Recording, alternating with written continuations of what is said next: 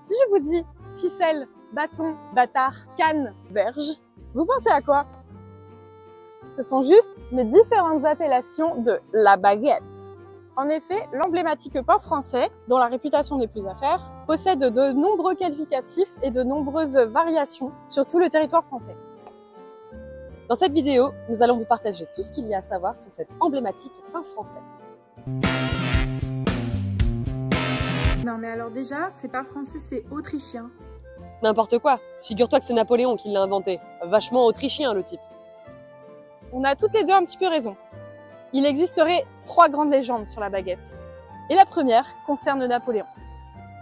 En effet, au début du 19e siècle, il aurait demandé à ses boulangers d'inventer un pain plus léger et moins volumineux pour être emmené plus facilement sur les champs de bataille en France et à l'étranger. Ces boulangers se creusent la tête et bim, ils inventent la baguette, le pain facile à transporter dans les poches des soldats.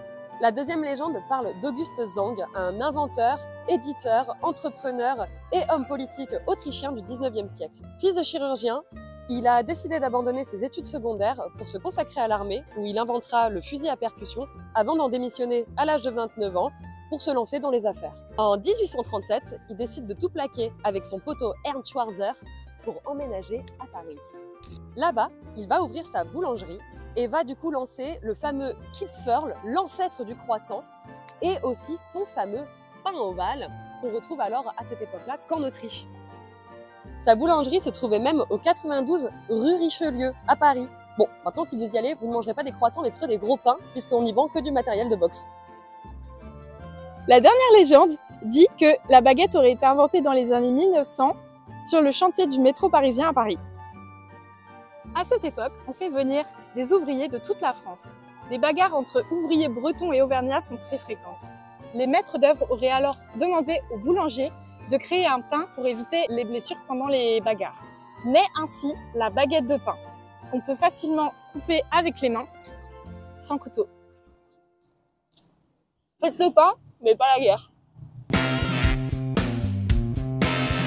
Au fil du temps, la baguette de pain est devenue bien plus qu'un simple pain.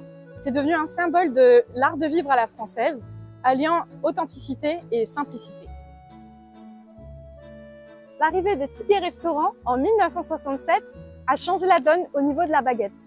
Sont arrivés des plats emblématiques de la culture française comme le jambon beurre. La baguette est un étendard de la culture gastronomique française, symbolisant nos recettes originales, nos vins et nos fromages.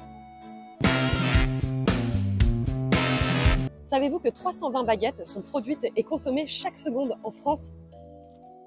Une véritable tradition ancrée dans notre quotidien. Et malgré ça, la France ne se place que 18e mondiale au niveau de la consommation du pain. C'est l'Inde qui se trouve à la première place. Pour conclure, la baguette, c'est bien plus qu'un simple aliment. C'est un héritage culturel et immatériel de l'humanité reconnu par l'UNESCO en 2020.